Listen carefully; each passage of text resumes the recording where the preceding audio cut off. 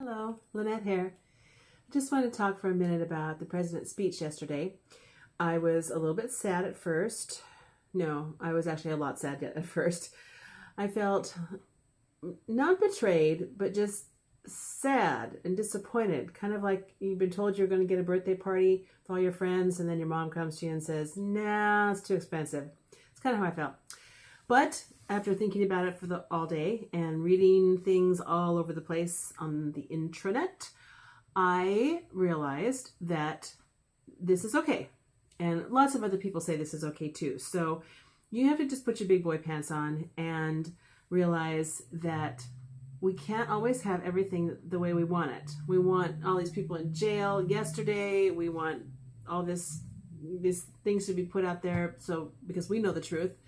But the fact of the matter is the president's still the president running a really big country, and he's got to look at the long game. So I see this as the long game, and that is the Democrats said, we will not give you your money for your wall. We won't even talk about it until you open the government.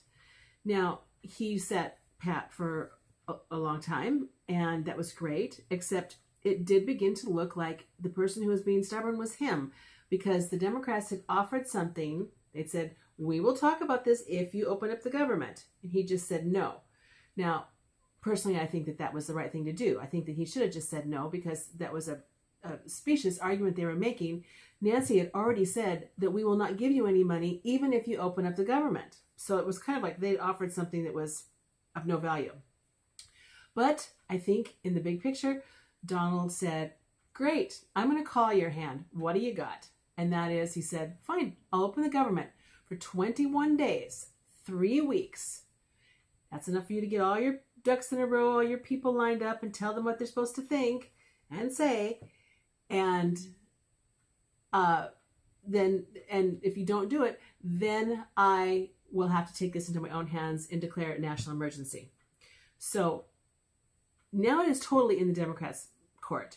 It was always gray. It was gray whose fault it was. And you know politics, how it has to be somebody's fault. It has to be somebody's being the bad guy. And the last thing we wanted was for the president to look like the bad guy. So now it's in the Democrats' court. And if they can't come up with a plan that does include most of that money for the wall, then he says that he's going to claim a national emergency, and I believe him. He sent out a tweet yesterday, late or early today, that said, if the Democrats, he said, I wish that Americans had listened to the whole speech, because I said this was for 21 days. And this is true. This has really gotten lost. All of our mainstream media, the horrible CNNs, they act like this is a done deal. Oh, the Democrats won. Wasn't Pelosi and Schumer crafty and all this bullshit? Just evil. But the fact of the matter is, Donald made it very clear. He says, I will do this. You have time now to talk and negotiate. And if after 3 weeks you have not come up with my money, then I will declare a national emergency. So it's out there. He said it. And I don't think that he says things that he doesn't mean of this kind. So anyway, this tweet that he sent out, he said, I wish people had listened to the whole speech, because I said 21 days. If they don't do it in 21 days, it's off to the races, quote unquote. That seems pretty clear to me that he has every intention of following through. And this gives him time to really fine-tune his plans too. Now there's a definite time period that he can go to different people and talk to them about what his options are. Before it was sort of nebulous. I could do this, I could do that. Maybe I'll have to. I don't know if I will. Now it's like he probably knows that he'll have to, because the Democrats are too stupid to do what they should. They're too egotistical. Nancy and Chuck came out after the president's speech, and instead of being gracious and saying, we appreciate the president doing what we feel was the best thing, and blah, blah, blah, they said, well, the president gave in and did what he should have done. They were just nasty, like nasty little grade schoolers, which is typical of them. They have a combined IQ of a rock. So let's not be upset. Let's give Donald 3 weeks, and a lot can happen in 3 weeks. For starters, what's happening with RBG? You know, is she even alive? If she's not, or she dies in that 3 weeks, then the process of getting a new Supreme Court justice comes into play, which would make the court definitely lean more conservative, which would be good for him if he has to take a national emergency thing to, get stopped in the lower courts. They say, oh, you can't do that. Then it has to go to the Supreme Court. It'd be nice if he had the Supreme Court a little bit more locked in. I think John Roberts has shown that he is a conservative in name only.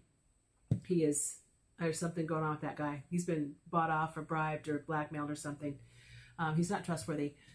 But if we get somebody in there to replace RBG, it will look very good. So we have 3 weeks. We got to bite our tongue. If you're new to politics and being interested in this, and maybe Donald Trump has really lit a fire under you as far as being interested in politics, it's hard for us peons out there, myself included, to not look at politics as if we'd look at a family feud. We have Aunt Sally over there who drives us crazy.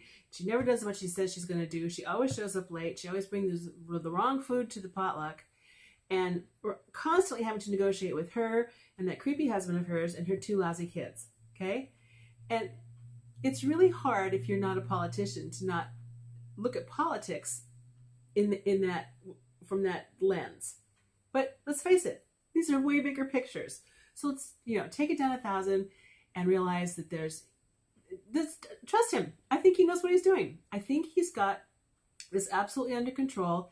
And the only people at the end of this 21 days that are going to look bad is Chuck and Nancy, because they're going to go to him with their little piece of paper and say, here's our budget, and there's not 1 red cent for your bloody border wall.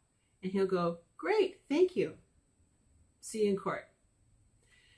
So anyway, thanks for listening. Please comment and share. Bye-bye.